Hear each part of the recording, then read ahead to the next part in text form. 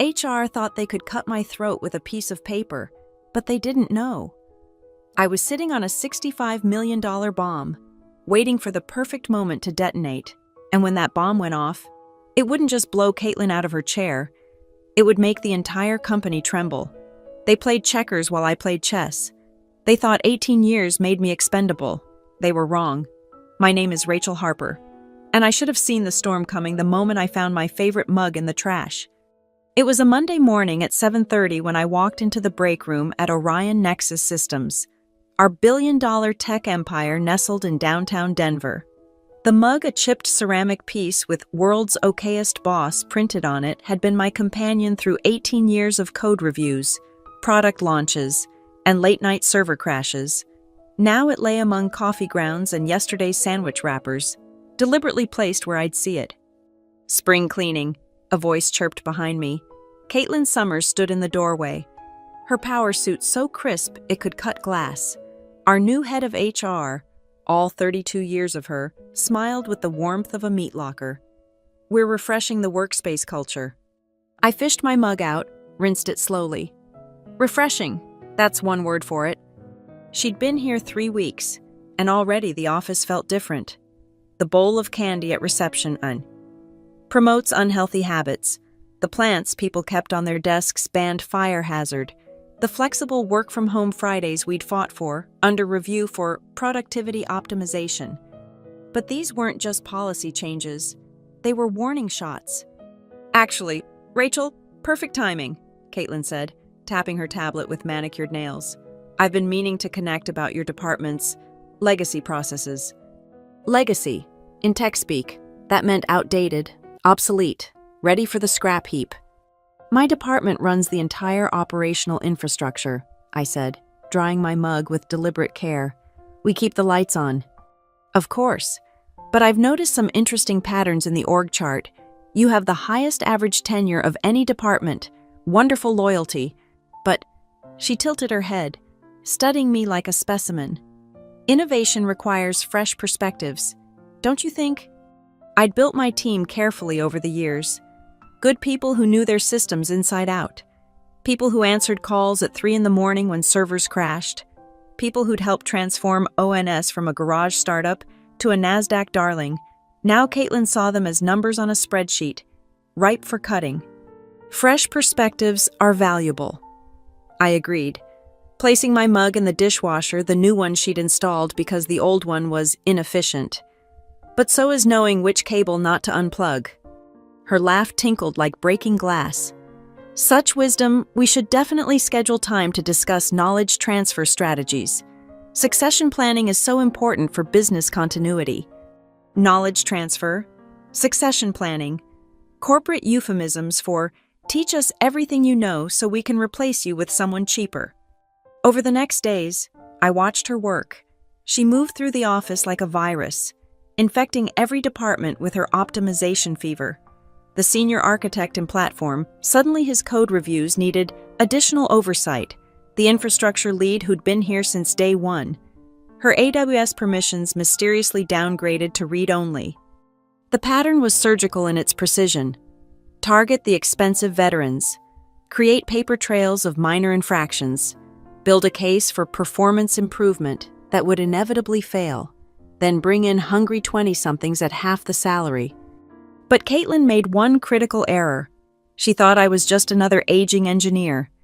Too comfortable to see the knife coming. She didn't know that I'd survived 3 mergers, 2 hostile takeovers, and a CEO who tried to sell our IP to Chinese competitors. She didn't know I'd been collecting receipts since before she graduated from business school. As I sat at my desk that afternoon, I pulled up a folder buried deep in my personal cloud storage. Insurance. I'd labeled it years ago, back when I still trusted handshake deals and verbal promises.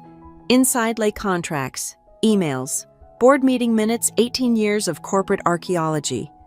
And there, in a dusty PDF from 2005, was something I'd almost forgotten about. Something negotiated when ONS was desperate for experienced talent, when they'd promise anything to someone who could scale their infrastructure. Clause 19A. I read it twice, then smiled for the first time in weeks.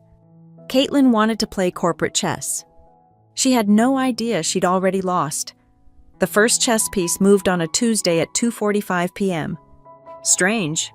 Marcus, my senior engineer, messaged me on Slack. Can't access the deployment configs. Says I need additional permissions. I checked my own access, still intact, but when I tried to grant Marcus the permissions he needed, the system rejected it. Pending HR approval, the error message read. Since when did HR control technical permissions? I'll handle it, I typed back, already knowing this wasn't a glitch. The weekly operations check-in with the C-suite, a meeting I'd run for 5 years, vanished from my calendar. In its place appeared an invite for a team sync led by Bradley Morrison, a junior product manager who'd been here 6 months and still couldn't tell the difference between a load balancer and a coffee maker. Hey, Rach, Bradley's email chirped. Caitlin suggested I take point on exec communication going forward. You know, fresh eyes and all. You're welcome to attend if you're free. If I'm free? For the meeting I created? I forwarded the email to my personal account, adding it to my growing collection. The next move came Thursday. Every purchase order, every vendor contract, every budget approval I submitted bounced back with a new requirement. Secondary approval needed from HR business partner. $20,000 server upgrades that I'd greenlit solo for years now needed Caitlin's blessing. Just streamlining the process, she explained when I confronted her in the hallway. Her smile never wavered, painted on like a doll's. Governance is so important, especially with Sarbanes-Oxley compliance. You understand. I understood perfectly. Create friction. Make my job impossible. Document every delay as my failure to adapt to new procedures. But Caitlin's real masterstroke came the following Monday. Team restructuring exercise, the all-hands invite announced. Join Caitlin Summers for an innovative approach to organizational design. I watched from the back of the conference room as she unveiled her vision. Circles and arrows covered the whiteboard, a corporate fever dream of cross-functional synergies and matrix reporting structures. Buried in the psychobabble was the poison pill all technical decisions would now route through a new innovation council, staffed by surprise her hand-picked MBA graduates. Questions. She beamed at the room of confused engineers. Yeah, I said, standing slowly. Who's on call when production crashes at 3 a.m.? The Innovation Council. Nervous laughter rippled through the room. These people knew who kept the systems running. Great question. Rachel? That's exactly the kind of legacy thinking we need to evolve beyond. We're implementing automated incident response workflows that... Automated workflows don't debug kernel panics, I interrupted. They don't negotiate with AWS when we're burning through our committed spend. They don't... Let's take this offline, Caitlin's smile tightened.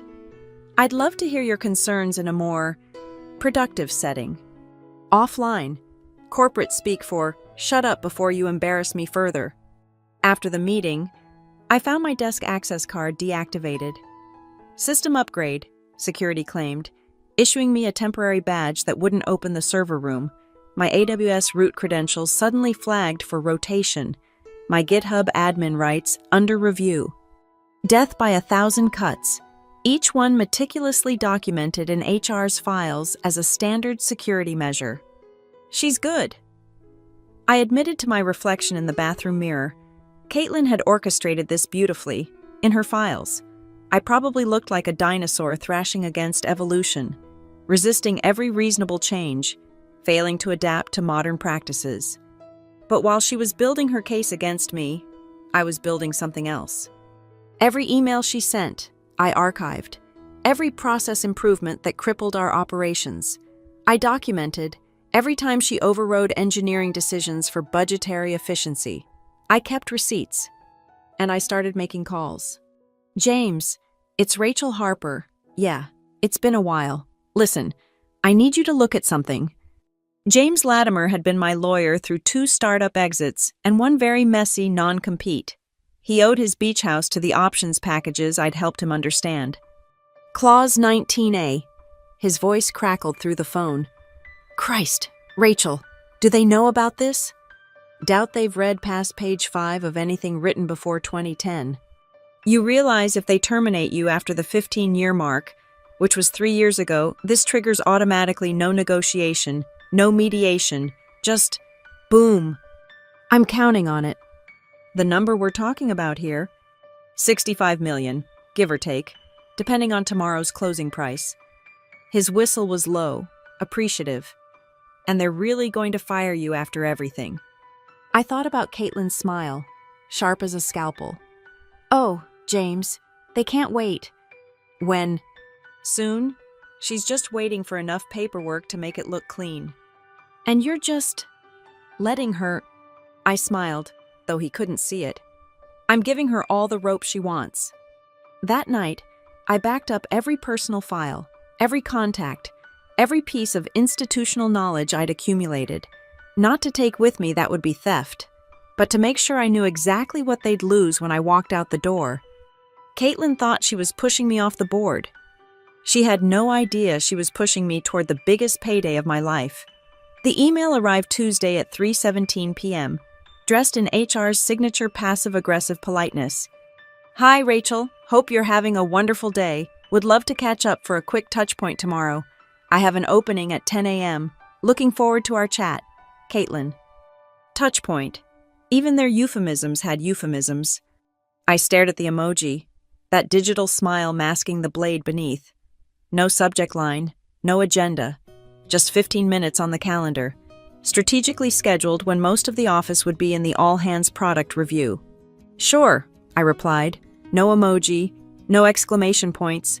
Let her interpret that however she wanted. That night, I couldn't eat. Not from nerves, from anticipation. Like a poker player watching their opponent go all in with a pair of twos while holding a royal flush. I organized my desk, backed up my personal items to a thumb drive, and left a sticky note on my monitor. Password for emergency runbooks in the shared vault, RH. My team would need those runbooks soon enough. Wednesday at 9:58 a.m. I walked to HR's corner of the building. The hallway smelled of fresh paint and corporate anxiety. Through the glass wall, I could see Caitlin arranging papers on her desk with surgical precision.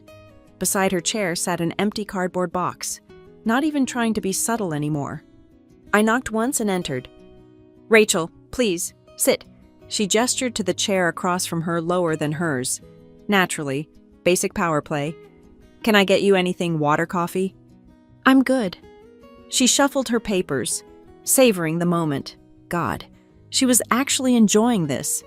Behind her on the bookshelf, titles like Radical Candor and Good to Great stood like props in a theater of corporate cruelty. So, she began, folding her hands, I wanted to have an honest conversation about your future here at ONS. My future. I kept my voice flat, neutral, let her fill the silence. Yes, you've been such a valuable part of our journey. Rachel, 18 years? Wow, that's practically a lifetime in tech. She smiled as if longevity were a disease. But as we evolve our operational strategy, we need to ensure alignment with our go-forward vision. Go-forward vision. I mentally added it to my collection of corporate doublespeak.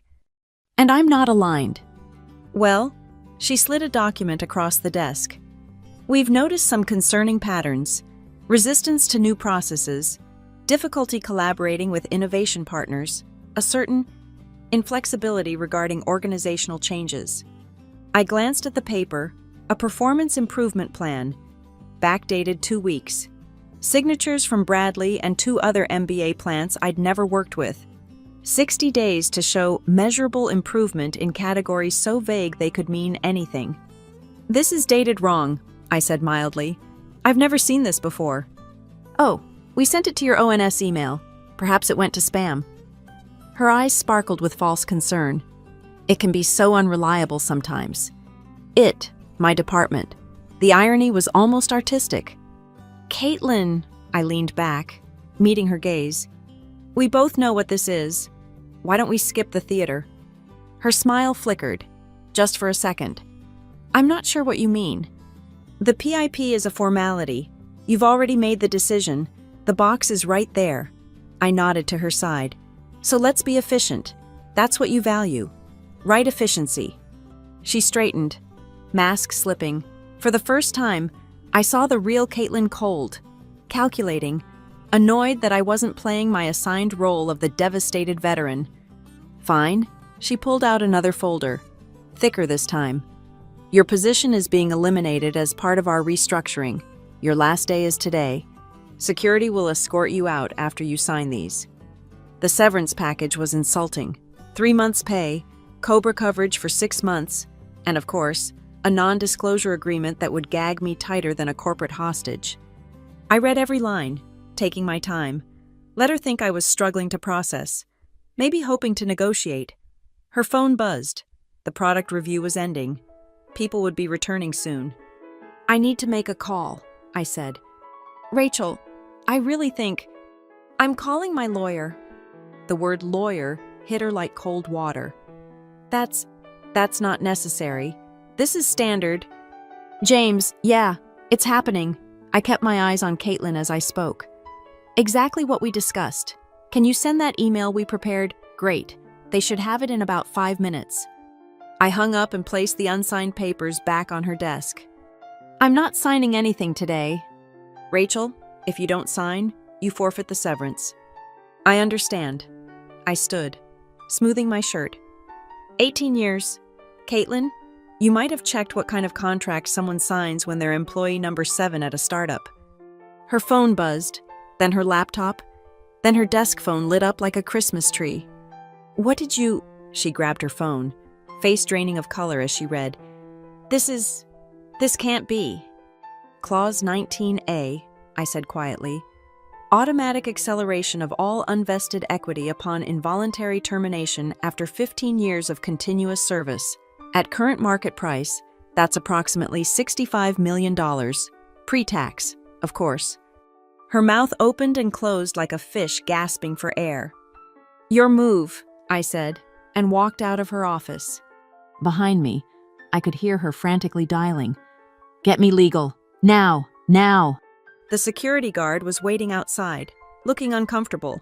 Poor Marcus from the front desk, probably told he'd be escorting out a difficult termination.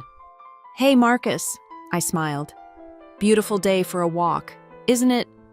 As we passed the break room, I saw my team gathered around the coffee machine, faces grim. Word traveled fast in tech. I gave them a small wave, mouthed, "It's okay." They had no idea how okay it was about to be. My phone buzzed. James, texting, email sent. Lucas Heller called me within 90 seconds. They're panicking. I tucked my phone away and accepted the cardboard box Marcus apologetically offered. 18 years.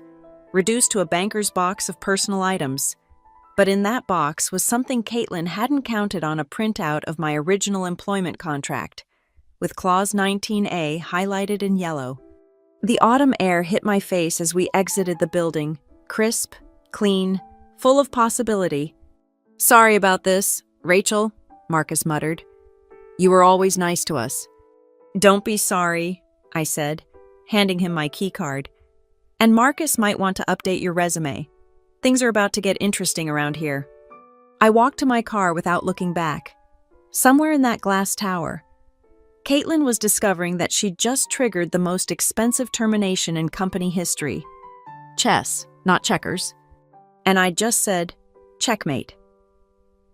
The drive home took 12 minutes. By the time I pulled into my garage, my phone had exploded with 17 missed calls, 43 text messages, and enough Slack notifications to crash a lesser device. I ignored them all and poured myself a glass of wine. The good stuff. A 2015 Bordeaux I'd been saving for a special occasion. If triggering a $65 million clause didn't qualify, nothing would. My laptop sat on the kitchen counter, still logged into my personal cloud storage. I navigated to the folder I'd labeled Insurance all those years ago, past the NDAs and performance reviews, past the acquisition documents and board minutes, until I found it. Employment Agreement, Rachel Harper, March 15, 2005. 23 pages of dense legalese that nobody at ONS had bothered to read in years. Why would they? I was furniture by now. Part of the infrastructure. You don't check the foundation when you're redecorating the penthouse. But there it was, buried on page 19, section A. In the event of involuntary termination without cause following 15 years of continuous service, all unvested equity grants shall immediately accelerate and become fully vested at current fair market value. This clause supersedes any subsequent equity agreements or company policies. I'd negotiated it back when ONS was hemorrhaging cash, when they needed someone who could scale their infrastructure from 1,000 users to 1 million. The founding CFO had agreed immediately after all. What were the odds anyone would last 15 years at a startup? My phone rang. "James." "You're on speaker," he said without preamble. "I've got Lucas Heller and Diane Frost from legal." "Rachel." Lucas's voice sounded strained. Our CFO was probably doing math in his head, calculating how a $65 million hit would look on the quarterly earnings call. "We need to discuss this situation." "What's to discuss? The contract is clear." "That contract is 18 years old." "And legally binding," James interrupted. "Unless you're suggesting ONS doesn't honor its agreements." Silence. Then Diane, her lawyer voice carefully modulated.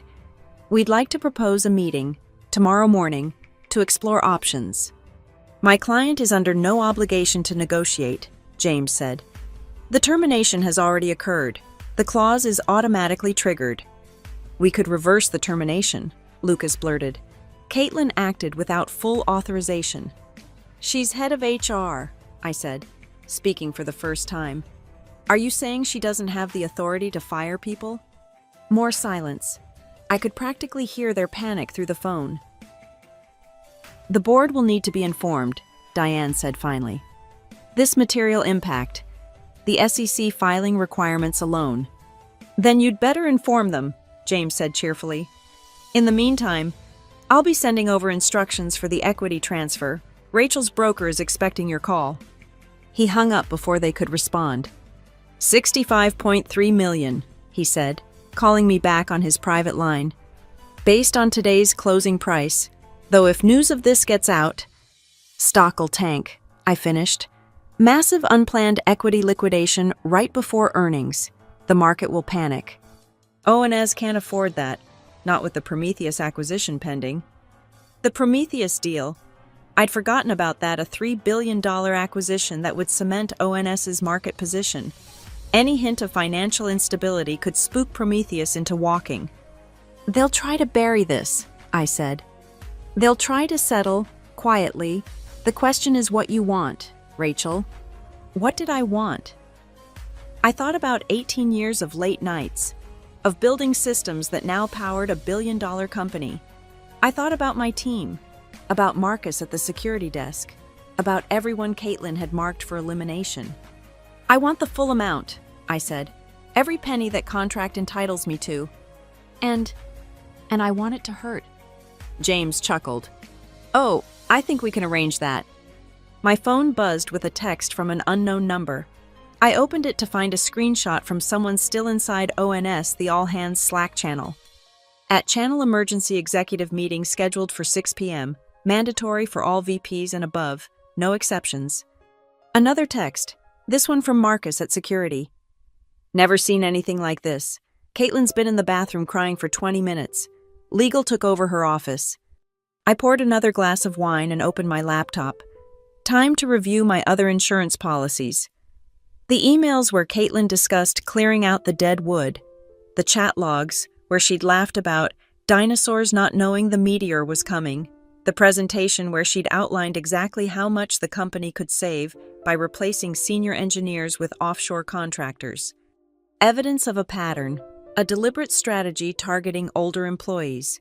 The kind of thing that turned a simple contract dispute into an age discrimination lawsuit. Not that I'd need to file one. The threat alone would be enough. My phone rang, a blocked number. "Ms. Harper." A voice I didn't recognize. Male, nervous. "This is Bradley Morrison, from Product. I've been asked to communicate him." "Bradley," I interrupted. "The junior PM who took over my executive meetings. How's that working out?" A gulp. There's been a misunderstanding. We'd like you to come back to discuss transitional planning, ensure continuity of operations. Are you calling to offer me my job back? Well, not exactly. I hung up. They were scared. Good. They should be. Because while Caitlin had been playing her little power games, she'd forgotten who actually knew where the bodies were buried in ONS's infrastructure. Who knew which legacy system still processed 40% of transactions? Who knew which API keys couldn't be rotated without breaking half their enterprise clients? Who knew which undocumented dependencies would bring the whole house of cards tumbling down? Another call, this time from Phil Garrett, VP of Engineering, one of the few executives I still respected. Jesus Christ, Rachel, he said without preamble. Did you really just bankrupt us? The company's worth $4 billion. Phil, I think you'll survive. The board's going apocalyptic. There's talk of suing Caitlin personally. Lucas might have a stroke. And the trading app is throwing errors we've never seen before. Something about authentication timeouts. I smiled. The authentication service I'd built in 2009 still running because nobody understood it well enough to replace it. It would need a certificate renewal in. I checked my watch. About 6 hours. Sounds like an operations problem, I said. Have you tried turning it off and on again? Rachel, please. People's jobs are at stake here. They were at stake when Caitlin started her purge too. Where was your concern then? Silence. The certificates in the key management system, I said finally. Passwords in my handover notes, which I would have completed if I hadn't been escorted out like a criminal. Thank you. Fee. Phil, next time someone tries to optimize my team, maybe speak up. I ended the call and turned off my phone. Let them stew. Let them realize exactly what they'd thrown away for the promise of a younger, cheaper workforce. $65 million was just the beginning. The real cost would be everything that broke once I was gone. Thursday morning at 8:45 a.m., James called with an update that made me spill coffee on my kitchen counter. They've been up all night, he said, barely suppressing his glee. My contact at Morrison & Associates says their entire senior partnership is camped out in ONS's boardroom. They're billing at emergency rates. How emergency are we talking? $1,500 an hour, per partner. There are 6 of them. I did the math. Their legal fees alone would hit 6 figures before lunch. But here's the beautiful part, James continued. Lucas sent the board a preliminary impact assessment. Your $65 million would trigger debt covenants on their credit facility. They'd have to restate earnings. The Prometheus deal has a material adverse change clause. English, James. If they pay you out, they might lose a $3 billion acquisition. I sat down slowly. I'd expected pushback, maybe even a lawsuit. But I hadn't anticipated the domino effect. One employment contract, properly leveraged, threatening to topple a deal that had been 18 months in the making. There's more, James said. Caitlin's been suspended pending investigation. Turns out she never ran your termination past legal, or the comp committee, or anyone with actual authority. She's head of HR. As of 6 a.m. this morning, they're claiming she exceeded her mandate. Scapegoat. Classic corporate move sacrificed the executioner to appease the mob. But it wouldn't change the fundamentals. The termination letter had Caitlin's signature on ONS letterhead. The company was liable regardless of their internal drama. My phone buzzed with a forwarded email from Marcus at security. The all-staff communication about my departure had been recalled, deleted from the servers, as if they could uncommit their mistake with a Control-Z. They want to meet, James said. 2 p.m. today, full C-suite, plus board representation. Let me guess they want to offer me a consulting contract. Keep me around just long enough to void the clause. That's one option. The other is they're going to try to challenge the contract itself, claim it's unconscionable, outdated, procured under duress. I have 18 years of glowing performance reviews, which is why they'll lose, but they have to try something. The alternative is writing you a check that could crater the stock price. I thought about it. The smart play would be to meet them, hear their offer, maybe negotiate a structured payout that would minimize the damage. Be reasonable. Be professional. But then I remembered finding my mug in the trash. Remembered Caitlin's smile as she handed me that box. Remembered every brilliant engineer she'd marked for elimination because their salary was too high. Set the meeting, I said. Their offices, not yours. I want them on home turf when I say no. Rachel. I want the full amount. James, every penny, plus interest from date of termination. Interest. The contract doesn't mention. California Labor Code. Wages due immediately upon involuntary termination. Penalties accrue daily. He whistled. You've been doing homework. 18 years of homework. Set the meeting. By noon, the internal ONS network was hemorrhaging leaks. My former colleagues, smelling blood in the water, were forwarding me everything. Panic emails from VPs, emergency board minutes, frantic messages from the Prometheus deal team. The best one came from Phil Garrett. Trading platform down for 2 hours. That authentication service you warned about. We're bleeding $300K per minute. $300,000 per minute. I remembered begging for budget to modernize that system, only to be told it wasn't a priority. Funny how priorities shifted when the meters were running. At 1:30 p.m., I dressed carefully. Not the power suit they'd expect that was Caitlin's costume. Instead, I wore what I'd worn for 18 years: jeans, a blazer, and the company hoodie from our Series A celebration.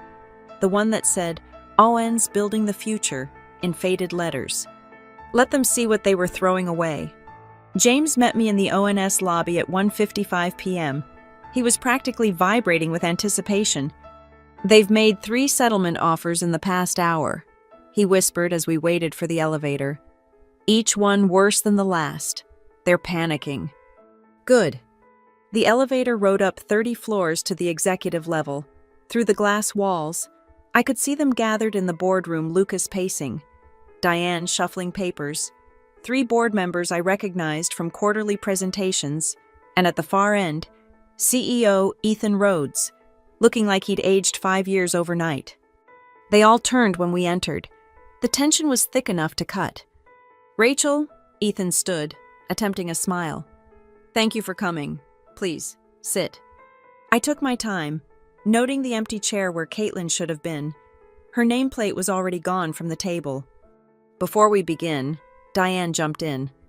We want to emphasize that yesterday's events were the result of a breakdown in process. The termination was not properly authorized. I have the termination letter, I said, pulling it from my bag. ONS letterhead, signed by your head of HR. Seems pretty authorized to me. Former head of HR, Lucas corrected quickly, who acted outside her scope. Is ONS in the habit of hiring executives who don't understand their own authority? James asked mildly. That seems like a significant governance failure. Ethan raised a hand, silencing his team. Let's cut to the chase. We made a mistake, a costly one. The question is how we move forward. Pay my client what she's owed, James said. $65.3 million, plus. That's not going to happen, board member number 1 interrupted. Theodore Walsh, if I remembered correctly, investment banker, brought in during the Series C. That number is fantasy based on an archaic contract. A legally binding contract, James shot back. We're prepared to offer $10 million, Ethan said. Structured over 5 years, with a full NDA and non-compete. No. The word hung in the air. Simple, final. Rachel? Ethan leaned forward. Be reasonable. $65 million would be exactly what you agreed to pay, I said. When you desperately needed someone to save your failing infrastructure, when you were burning through VC money with no path to profitability, when I was the only one willing to work 20-hour days to keep your servers running. That was 18 years ago. And the contract hasn't expired. You had 18 years to renegotiate, to buy me out, to handle this professionally. Instead, you let Caitlin play her games until she triggered a clause she didn't know existed. We could litigate this for years, Diane warned. You could, I agreed. While your stock price craters and the Prometheus deal dies, while your authentication systems fail and your institutional knowledge walks out the door, while every senior engineer updates their LinkedIn profiles. Silence. They knew I was right. The cost of fighting would exceed the cost of paying. "I'll make this simple," I said, standing. "Full acceleration of all equity, immediate cash payout at today's closing price, plus accrued interest per California labor law, plus a neutral reference confirming my exemplary 18-year tenure. Anything else?" Ethan's voice was bitter. I thought about demanding Caitlin's head on a platter, but they'd already served that up. Instead, I locked eyes with each board member. "Yeah, next time you let someone target your senior talent, remember this moment. Remember what institutional knowledge really costs." I walked out without waiting for a response. James could handle the paperwork. I'd said what I came to say. In the elevator down, my phone lit up with messages from my team. They'd watched me enter the building, tracked my progress on social media like some kind of corporate gladiator match. "Did you really just take them for $65? Marcus texted. "The bill comes due," I replied. And it was only just beginning. Friday morning brought the first real system failures, exactly as I'd predicted. Major outage on the payment gateway. Phil texted me at 6:23 a.m. The vendor API tokens expired. No one knows how to regenerate them. I sipped my coffee and watched the sunrise from my deck. Those tokens were tied to a legacy account I'd managed personally. The documentation existed, but it was buried in a wiki that Caitlin's efficiency drive had marked for decommission. By 7 a.m., the tech press had picked up the story.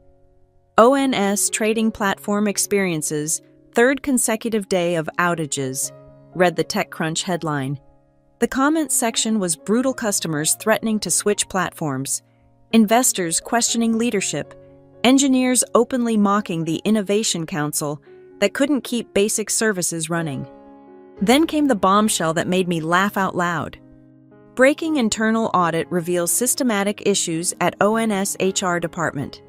Someone, probably one of Caitlin's many enemies, had leaked the smoking gun. An internal audit from 6 months ago showing that HR had been misclassifying employees to avoid overtime, denying benefits to contractors who should have been full-time, and maintaining a spreadsheet literally titled Cost Optimization Targets that listed every employee over 40 with more than 10 years of tenure, including me. James called within minutes. "This is a gift from the litigation gods. Age discrimination, systematic targeting, documented evidence we could triple the damages." "I don't want to sue them," I said. "I just want my $65 million. They know that, which is why Lucas Heller is about to call you directly. They can't contact me without going through you. They're desperate. Rachel, the Prometheus team is threatening to invoke the Material Adverse Change Clause. If that deal dies..." My phone buzzed. Unknown number, Denver area code. "Speak of the devil," I muttered, then answered. "Lucas?" "Rachel." He sounded exhausted. "We need to talk, off the record." "There is no off the record. I'm recording this call." A pause. "Fair enough. Look, the audit leak, we know that wasn't you." "How generous, considering I was locked out of all systems 3 days ago." "We need those API tokens renewed. The payment gateway's been down for 6 hours. We're hemorrhaging customers." "Sounds like an operations problem." "Rachel, please. People are going to lose their jobs over this. Not executives, the engineers, the support staff, the people who had nothing to do with Caitlin's decisions." He wasn't wrong. The longer systems stayed broken, the more pressure there'd be for layoffs. My former team would suffer for management's mistakes. Again. "The token regeneration process is documented in the internal wiki," I said finally. "Search for payment gateway emergency procedures. The master password is in the key vault under RH Legacy Critical." "Thank you." "Lucas, that's the last free advice you get. Next time something breaks, my consulting rate is $10,000 an hour, 4-hour minimum." "That's extortion."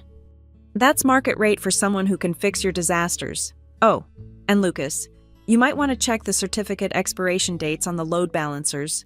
Just a heads up." I hung up before he could respond. Within an hour, the payment gateway was back online, but the damage was spreading beyond mere technical failures. My Slack, still technically active through a licensing oversight, lit up with messages from current employees. Compliance team just found 3 years of missing audit logs. Major enterprise client threatening to terminate contract. Entire Southeast Asia expansion team just quit in protest. The last one made me pause. I knew that Team 5 brilliant engineers I'd hired and mentored. Their resignation meant the Bangkok office project was dead, along with ONS's plans for regional expansion. Then came the message that changed everything. Rachel, urgent. Check your email. Phil. I opened my personal email to find a forward from Phil. The subject line made my blood run cold. FW whistleblower complaint. SEC submission. Someone inside ONS had gone nuclear. A 20-page document detailing financial irregularities, hidden liabilities. And here's where it got interesting, a pattern of terminating employees just before major equity vesting events to reclaim shares for the company pool. My case wasn't isolated. It was part of a strategy. The complaint included screenshots, board meeting minutes, even recordings of Caitlin bragging about how much she'd saved by optimizing human capital. They've been doing this for 2 years, the whistleblower wrote, targeting employees with significant unvested equity, manufacturing performance issues, creating hostile work environments to force voluntary departures. Rachel Harper is just the first one who fought back. My phone rang. James, have you seen the SEC complaint? Yeah. This changes everything. If there's a federal investigation, they can't pay you out without it looking like hush money, but they also can't not pay you without validating the complaint. Rock and a hard place. More like a rock and a nuclear bomb, Rachel. With this evidence, we're not talking about $65 million anymore. If this becomes a class action, I don't want a class action. I want my contract honored. And you'll get it, because now they need you to not join the whistleblower complaint. Your silence, your actual silence, not NDA silence, is worth more than the money. Another call coming in. Ethan Rhodes himself. I need to take this, I told James. Rachel? Ethan's voice was raw. I assume you've seen the complaint? I have. We need to settle, today, before markets close. I'm listening. $65.3 million. Wire transfer within the hour, plus the interest you calculated, plus healthcare continuation for 2 years. In exchange, you sign a simple severance agreement, no admission of wrongdoing, no participation in any investigations, no public statements, no NDA. Correct. We're not asking you to lie. Just don't volunteer anything. I considered it. They were offering everything I'd asked for, plus healthcare I didn't need. The only catch was staying quiet while the SEC investigated, while other employees potentially suffered. One condition, I said. The whistleblower complaint mentions systematic targeting of senior employees. I want a written commitment that ONS will halt all age-based optimization initiatives and reinstate anyone terminated under similar circumstances in the past year. Silence. That's not. Then we have nothing to discuss. Good luck with the SEC. Wait, a muffled conversation. We can commit to a full review of all terminations, independent third party, if irregularities are found. Not good enough. Halt and reinstate, or I become the SEC's star witness. More muffled voices. I could hear Diane arguing, Lucas cursing, board members shouting over each other. Beautiful chaos. Fine, Ethan said finally. Halt all current initiatives. Review all terminations from the past 12 months. Reinstatement offers for anyone affected. In writing, part of the settlement. Agreed. Then we have a deal. The relief in his voice was palpable. Thank you. James will have the documents within 30 minutes. Ethan, one more thing. What? Next time you hire a head of HR, maybe check their references. Caitlin pulled this same stunt at her last 2 companies. It's all on Glassdoor. I hung up on his stunned silence. Within an hour, $65 million hit my account. Within 2 hours, ONS announced a comprehensive review of human resources practices and the formation of an employee advocacy board. Within 3 hours, I got a text from Marcus at security. They're bringing people back. flying them in from wherever they went. You did it. I hadn't done it for them, but knowing that Caitlin's victims would get justice made the wine taste that much sweeter. The system failures would continue for weeks. The SEC investigation would drag on for months. The Prometheus deal would die, costing ONS billions in lost opportunities. All because they thought experience was a liability instead of an asset. All because they forgot that some contracts are written in blood. The call from Caitlin came Saturday night at 11:47 p.m. I almost didn't answer. The number was blocked. But something, call it intuition or schadenfreude, made me pick up. Rachel. Her voice was small. Nothing like the corporate warrior who'd handed me a cardboard box 4 days ago. Please don't hang up. Caitlin. I settled into my couch, genuinely curious. Calling to optimize my weekend. A shaky laugh. I deserve that. You deserve a lot more than that. Silence stretched between us. I could hear bar sounds in the background, glasses clinking, muffled conversations. She was drunk, or close to it. They threw me under the bus, she said finally. Made me sign papers saying I acted alone, that I exceeded my authority. My lawyer says I could be personally liable for damages. You systematically targeted employees over 40. You created a hostile work environment. I was doing my job. The words burst out of her. They hired me to cut costs, to right-size the organization. Every decision I made. Lucas approved in our one-on-ones. Ethan knew the strategy. The board set the targets. But you didn't get that in writing. No, it was all verbal, off-the-record meetings. They called it strategic alignment sessions. Of course, plausible deniability. The executives set the direction, but kept their hands clean, letting Caitlin be the visible face of the purge. When it backfired, she became the perfect scapegoat. Why are you calling me? Caitlin. Because you won, and I need to know how you saw it coming, how you prepared. I considered hanging up. She'd tried to destroy my career, my livelihood, my sense of worth. But there was something in her voice, not just defeat, but genuine bewilderment. You want to know where you went wrong? Yes. You thought this was just business, spreadsheets and efficiency metrics and human capital optimization. You never understood that you were playing with people's lives. That's not. Every person you marked for termination had a story. Years of contributions, families, mortgages, dreams, but you reduced them to numbers on a spreadsheet. That's literally what HR is supposed to do. Manage human resources. No, I said. HR is supposed to manage humans. There's a difference. She was quiet for a moment. The whistleblower complaint. Was that you? No, but I know who it was. Who? Someone from your own team. Someone who watched you destroy careers and couldn't stomach it anymore. Someone who kept receipts, just like I did. Miranda, she whispered. It was Miranda Chen. Wasn't it my own senior analyst? I neither confirmed nor denied.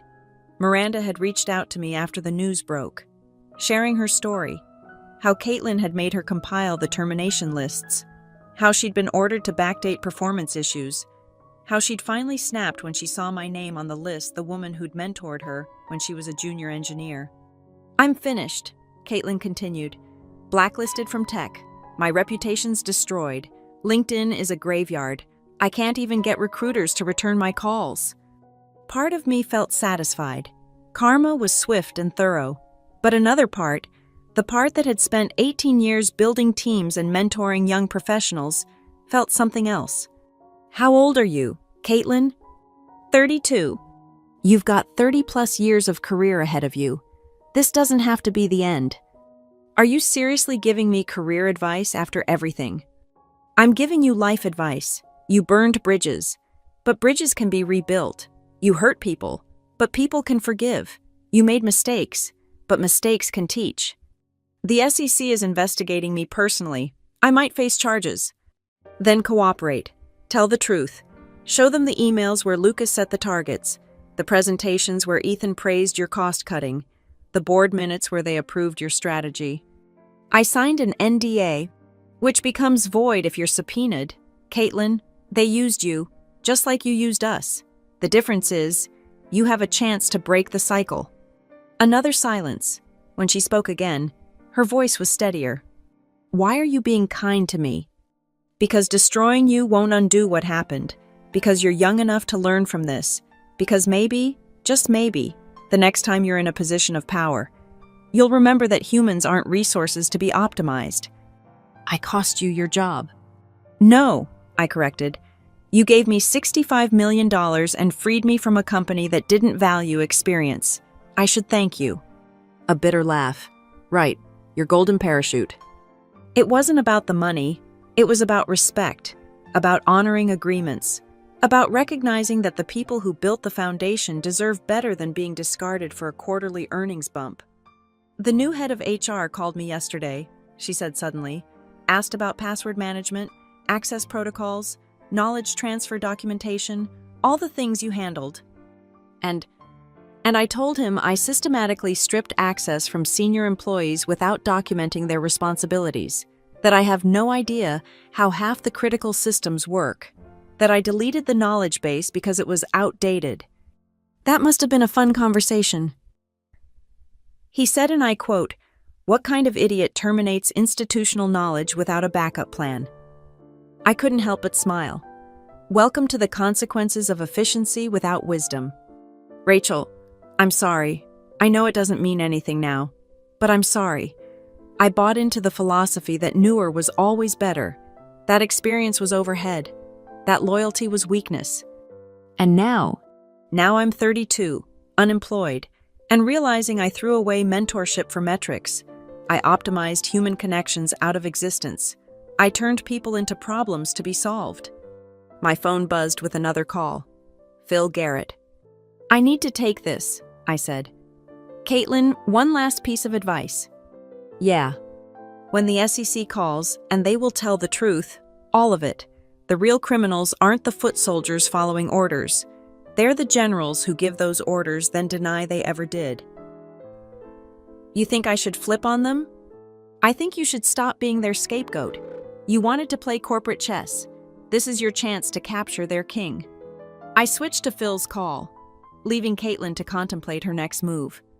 "Rachel, thank God," Phil said immediately. "The load balancers you warned about just failed. The entire customer database is inaccessible. We need—" "My consulting rate is $10,000 an hour," I reminded him. 4-hour minimum, paid in advance." "Are you serious?" "Dead serious. Wire the $40,000 to my account, and I'll fix your problem. Or let your innovation council figure it out." He cursed, colorfully and at length. "Fine. Sending now?" "Smart choice. The fix will take 15 minutes. But you're paying for 18 years of knowing how to do it." As I pulled up my laptop to save ONS's bacon once again, I thought about Caitlin sitting in some bar, nursing her wounds and hopefully learning her lessons. She'd been a weapon, but weapons don't choose their targets. The real architects of the purge were still in their corner offices, already planning their next optimization. But their weapon had just turned in their hands, and with Miranda's whistleblower complaint and potentially Caitlin's testimony, the generals might finally face their own reckoning. Corporate chess indeed. Sometimes the pawns overthrow the board. Monday morning, 7:15 a.m., the Wall Street Journal dropped the bomb. ONS board calls emergency session as SEC widens investigation into employment practices. I read it over breakfast, savoring each paragraph like fine wine. Anonymous sources, almost certainly board members trying to save themselves, had leaked the extent of the damage. The SEC wasn't just investigating the terminations anymore. They were looking at financial disclosures, equity manipulation, and potential securities fraud. The best part: someone had done the math on how many employees had been terminated just weeks or months before major vesting events. The pattern was damning. Over 2 years, ONS had saved nearly $200 million in equity compensation through strategic terminations. My phone hadn't stopped ringing since 5 a.m. Reporters, headhunters, former colleagues. Everyone wanted to hear from the woman who'd triggered the avalanche. I ignored them all, except one. Theodore Walsh's office, the assistant answered. "How may I direct your call?" "Tell him Rachel Harper is returning his call." The board member who'd called my contract fantasy was suddenly very interested in reality.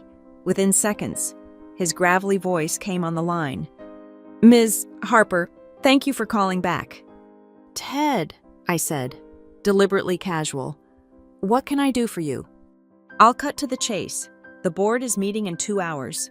We need someone who understands the full scope of the operational failures, someone who can provide context." "You mean someone to blame?"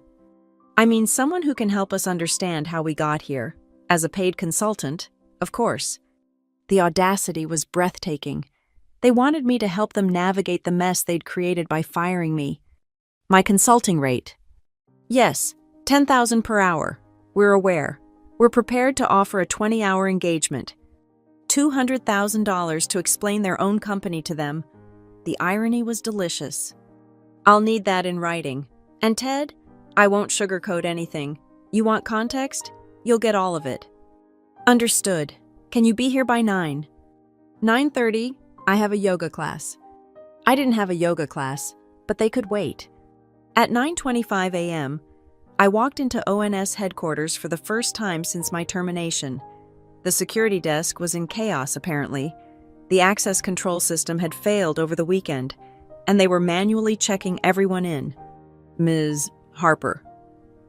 Marcus stood up so fast he knocked over his coffee. "I didn't expect, are you—" "Consulting," I said, signing the visitor log. "Official business. I heard what you did, getting people their jobs back, standing up to them. You're a legend around here." "A legend. 4 days ago, I was expendable overhead. Now I was corporate folklore." The elevator ride to the boardroom felt different this time. I wasn't fighting for my job or my dignity. I was here as a hired gun, brought in to explain the obvious to people who'd been paid millions to ignore it. The boardroom was a study in barely controlled panic. 8 board members, including Ted Walsh, sat around the mahogany table like defendants awaiting sentencing. Ethan Rhodes looked like he'd aged another 5 years over the weekend. Lucas Heller was notably absent. Rumor had it he'd been placed on administrative leave pending investigation. "Rachel?" Ethan stood, attempting warmth. "Thank you for coming." I took my seat without acknowledging his greeting. "You have 20 hours. Where would you like to start?" Diane Frost, head of legal, jumped in. "We need to understand the scope of technical failures. The SEC is asking why critical systems weren't properly documented or transitioned." "Because you fired the people who understood them," I interrupted. "Next question." Ted Walsh leaned forward. "It's not that simple. We need specific examples." "Fine. The authentication service that failed last week, I proposed upgrading it in 2019, 2020, and 2021. Each time, the budget was rejected because, and I'm quoting Lucas here, "If it ain't broke, don't fix it." Except it was broken. We were just really good at patching it. But surely there was documentation. There was, in the wiki Caitlin decommissioned, on the shared drives that got archived to save storage costs, in the minds of the engineers you labeled as legacy overhead. I pulled out my laptop and connected it to the room's display. "Let me show you something." The screen filled with an architectural diagram I'd created 2 years ago. It showed ONS's entire technical infrastructure, every system, every dependency, every critical path. "This is your company," I said. "See these red lines? Those are single points of failure, each one maintained by a specific person with specific knowledge. Now, let me show you who you fired." I clicked to the next slide. Red X's appeared over a third of the critical systems. Miguel Rodriguez fired 6 months ago, 2 weeks before his equity cliff. He managed the customer data pipeline. It's been degrading ever since. Click. Sarah Kim, performance managed out 3 months ago. She was the only one who understood the legacy billing integration. You've been bleeding revenue from failed transactions ever since. Click. David Thompson terminated for culture fit issues. He maintained the security certificate infrastructure. How many breaches have you had since he left? The board members shifted uncomfortably. They knew the answer: 3 breaches. each costlier than the last. But new hires someone started. Take 6 months to get up to speed, another 6 months to gain the trust needed for critical access. By then, half will have left for companies that don't treat experience like a disease. "What do you recommend?" Ethan asked quietly. "You want my honest recommendation?" "Yes." "Fire yourselves." The room erupted, board members shouting, Diane threatening legal action, Ted pounding the table. I sat back and let them rage. At $10,000 an hour, they could take their time. "You're being paid to help us, not insult us," Ted finally spat. "I'm being paid to tell you the truth. You created a culture where cutting costs mattered more than maintaining capabilities. You incentivized managers like Caitlin to destroy institutional knowledge for quarterly gains. You got exactly what you optimized for a cheaper, younger workforce that can't keep the lights on. There must be solutions. There are: hire back everyone you terminated at double their previous salary, invest $50 million in infrastructure modernization, create a retention program that actually retains, but you won't do any of that because it would require admitting you were wrong." Ethan's phone buzzed. He glanced at it and paled. "What?" Ted demanded. "The SEC. They're expanding the investigation. They want all board communications regarding employment strategies dating back 2 years. The room fell silent. They all knew what those communications would reveal: a coordinated effort to manipulate equity compensation through strategic terminations. "I believe," Diane said carefully, "we need to discuss attorney-client privilege." "I'm not your attorney," I reminded her. "I'm a consultant, and my engagement doesn't include covering up potential securities fraud." "You signed a settlement agreement, which prevents me from making public statements. It doesn't prevent me from answering a federal subpoena honestly." More phones buzzing. The SEC wasn't waiting. They smelled blood and were moving fast. "We need to adjourn," Ethan said. "Rachel, thank you for your insights." "You've used 4 hours," I said, packing up my laptop. 16 remaining. Let me know when you want to hear more truths you'll ignore." As I left the boardroom, I passed a group of young employees huddled in the break room, trying to figure out why the deployment system was rejecting their code. 6 months ago, they could have asked me. Now they were on their own. My phone buzzed. A text from James: "SEC wants to interview you. Voluntary for now." I smiled. Voluntary for now. But we all knew where this was heading. The investigation would expand, the board would panic, and eventually, the truth would come out. Not just about my termination, but about the systematic destruction of ONS's most valuable asset, the people who knew how things actually worked. $65 million was nice. But watching them realize what they'd thrown away, priceless. Tuesday afternoon, the news broke like thunder across Silicon Valley. ONS. Stock plummets. 47% as SEC announces formal investigation into executive misconduct. I watched the carnage from my home office, CNBC playing on one screen while my phone lit up with messages from former colleagues. The stock price ticker looked like a ski slope steep, downward, and showing no signs of stopping. Then came the announcement that made me pour a second glass of champagne at 2 p.m. Breaking On's CEO Ethan Rhodes steps down, effective immediately. But the real bombshell dropped 15 minutes later. SEC sources. Former HR Director Caitlin Summers, providing evidence in exchange for immunity. My phone rang. Unknown number. Washington, D.C. area code. Ms. Harper. This is investigator Sarah Martinez with the SEC. We'd like to schedule that voluntary interview we discussed with your attorney. When? How's Thursday at 10 a.m.? I'll be there. After hanging up, I opened my laptop to find an encrypted message from Miranda Vasquez, the whistleblower who'd started this avalanche. We'd been corresponding through secure channels since the story broke. Rachel Caitlin flipped completely, gave them everything: emails, recordings, even WhatsApp messages where Lucas explicitly told her to clean house before the IPO update. They're all going down. Recordings? Of course, Caitlin had recorded conversations. She'd been smarter than I gave her credit for building her own insurance policy while executing their dirty work. My consulting contract with ONS technically had 16 hours remaining, but I doubted they'd be calling. Half the board had lawyered up, and the other half were too busy pointing fingers to worry about fixing systems. Wednesday brought more revelations. The Wall Street Journal had somehow obtained internal ONS documents showing the full scope of the equity manipulation scheme. The numbers were staggering: over 300 employees targeted, 200 million in equity clawed back, all funneled into executive compensation packages and board bonuses. The quotes from anonymous employees were scathing.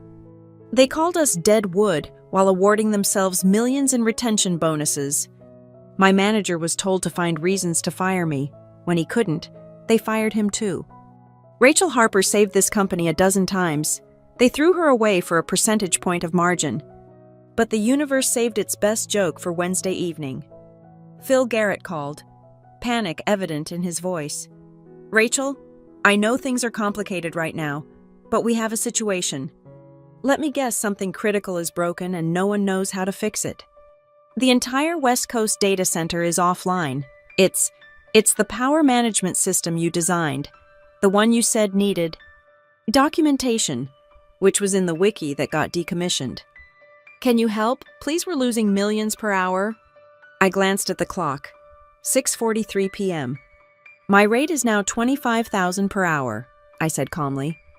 "Hazard pay, given the circumstances, 4-hour minimum, wire it now, and I'll fix your problem."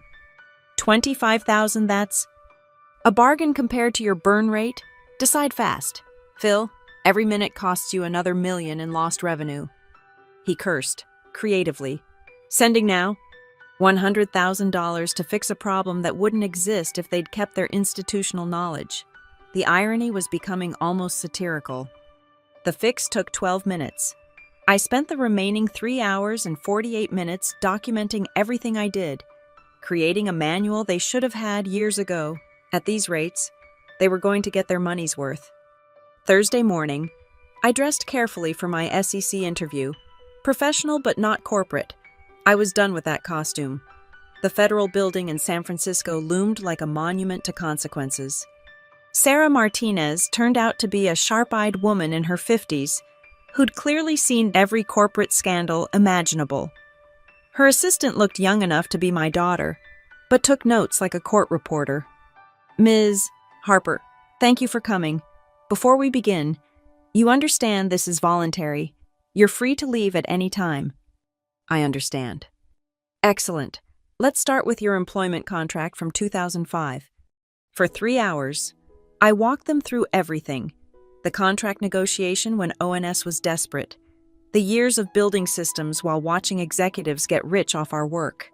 The pattern of targeting senior employees. Caitlin's surgical campaign to remove anyone who might question the new order. I showed them emails, documentation, the architectural diagrams that proved how critical expelled employees had been. I explained how the company had systematically destroyed its own capabilities in pursuit of metrics that looked good in PowerPoint. "This clause 19A, Martinez said, studying my contract. "Did you know it would be worth this much when you negotiated it?" I hoped the company would succeed. I didn't expect them to throw me away once it did. "And you had no communication with other terminated employees about coordinating." I didn't need to coordinate anything. They pulled the trigger themselves. All I did was make sure it was loaded 18 years ago. She smiled slightly. "One more thing.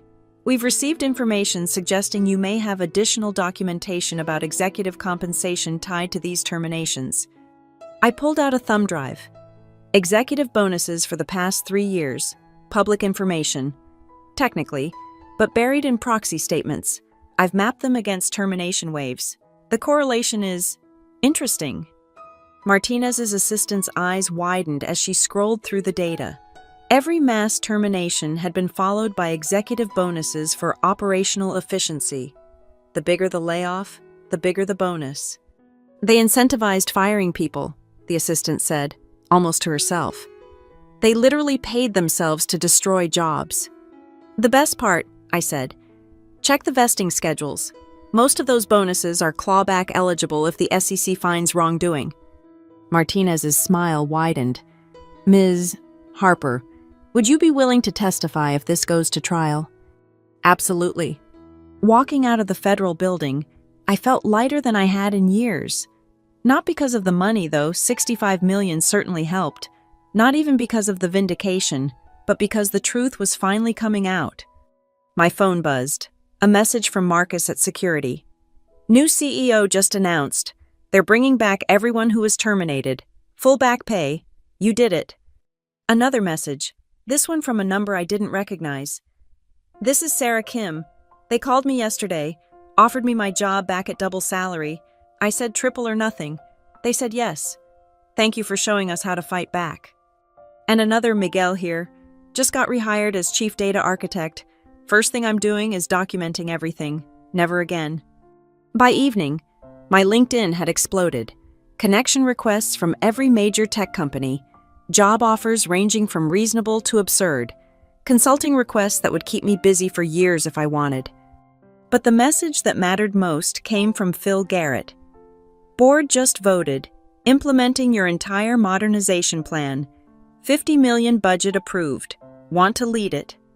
I stared at the message, then typed back. 50 million was the price 2 years ago. Now it's 75, and I want a contract with very specific termination clauses. Done. I smiled. They were finally learning that expertise had value, that knowledge was worth protecting, that the people who built the foundation deserved to share in the penthouse views. Friday's headlines would scream about fraud charges against 3 board members and 2 executives. The financial press would dissect the spectacular fall of a unicorn that forgot its magic came from its people. But in break rooms and Slack channels across Silicon Valley, they'd whisper about something else, about the woman who'd planted a defensive clause 18 years ago and waited for the perfect moment to trigger it, about the employees who'd kept receipts and fought back, about the whistleblowers who chose truth over comfort. They called me the Clause now, like I was some kind of corporate superhero. But I wasn't special. I was just someone who'd learned long ago that in corporate chess, sometimes the best move is to think 18 years ahead, and to never, ever trust anyone who calls you human capital. 6 months later, I stood in front of the same ONS building, but everything had changed. The logo was still there, but scaffolding covered half the structure renovation work to house the 800 employees they'd hired back at premium salaries.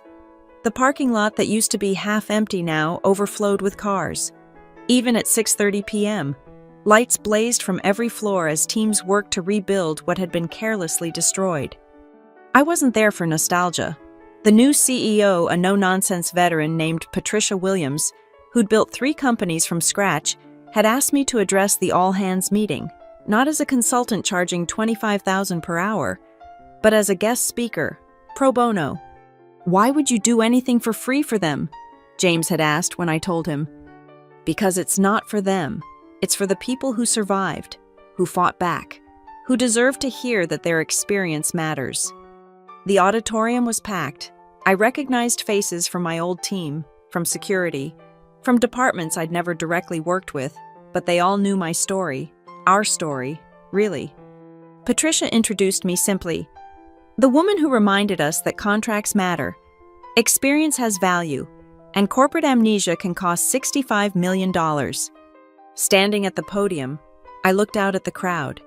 Young faces mixed with older ones. The company had finally learned that diversity meant more than just age demographics.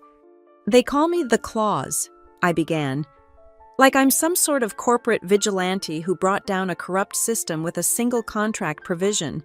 But that's not the real story. I clicked to my first slide, a photo of the ONS team. From 2005, all 12 of us crammed into a garage, grinning like idiots. The real story is that every single person who builds something meaningful leaves fingerprints on it, code, processes, relationships, knowledge. These aren't line items on a spreadsheet. They're the foundation everything else stands on. Click, a slide showing the stock price.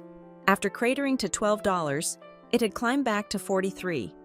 Owens learned a $65 million lesson, but the real cost was much higher.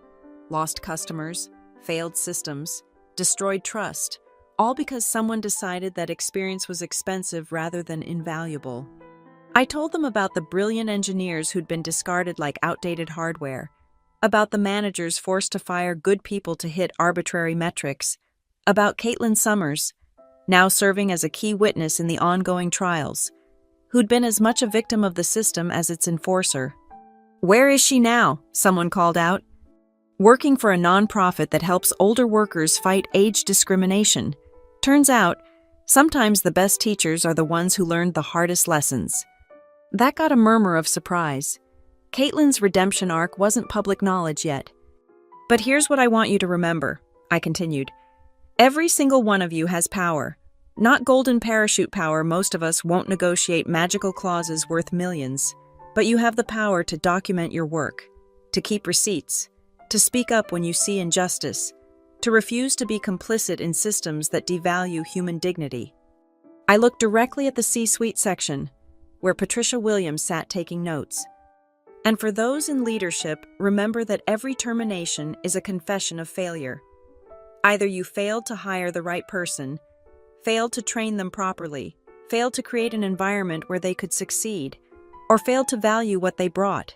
Either way, it's your failure, not theirs." The room was silent. Then someone started clapping, then another. Soon the entire auditorium was on its feet. As I left the stage, Patricia caught my arm. "That modernization project, the offer stands. Your terms, your timeline, your team." "I'll think about it," I said, and I would. But not because I needed the work. My consulting practice was booming, helping companies avoid ONS's mistakes. I'd think about it because maybe, just maybe, we could build something better from the ashes. Outside, the Bay Area evening was crisp and clear. My Tesla waited in the visitor spot, a small indulgence from my newfound wealth. But as I sat in the driver's seat, I didn't start the engine immediately. I thought about the message I'd received that morning from a software engineer in Ohio. She'd been marked for termination after 15 years of service, but she'd heard my story, checked her contract, and found her own protective clause. Her company backed down immediately. "You saved my career," she'd written. "You showed me that experience isn't a liability, it's a weapon." The revolution was spreading across Silicon Valley and beyond. Older workers were standing up, speaking out, fighting back. Employment lawyers were adding protective clauses to contracts. Companies were thinking twice before targeting their senior talent. Lucas Heller was facing 5 years in federal prison. 2 board members had already pled guilty to securities fraud. The SEC had used ONS as a blueprint for investigating age discrimination across the tech industry. And somewhere in Denver, Caitlin Summers was using her hard-won wisdom to help others avoid her mistakes. She'd sent me a holiday card with a simple message: "Thank you for seeing the human in the resource." I started the car and drove toward the sunset. $65 million richer, but worth so much more. Not because of the money, but because I'd proven something important. In the game of corporate chess, the pawns can become queens. You just have to survive long enough to reach the other side of the board. And sometimes, if you're very smart and very patient, you can plant a seed 18 years ago that blooms into justice exactly when you need it most. They still call me the Claus in Silicon Valley. But I prefer to think of myself as a reminder. Contracts are written in ink, but karma is written in stone. Checkmate. Thank you so much for listening to this story. I'd love to know where you're tuning in from. Drop a comment below and let's connect. Share our thoughts about corporate justice and standing up for what's right. If this story resonated with you, please subscribe to the channel and hit that like button. And if you really want to help this story reach more people who need to hear it, hit the hype button. Your support means everything. Until next time, remember your experience has value. Your knowledge matters. And sometimes the best revenge is simply enforcing the contract they forgot they signed.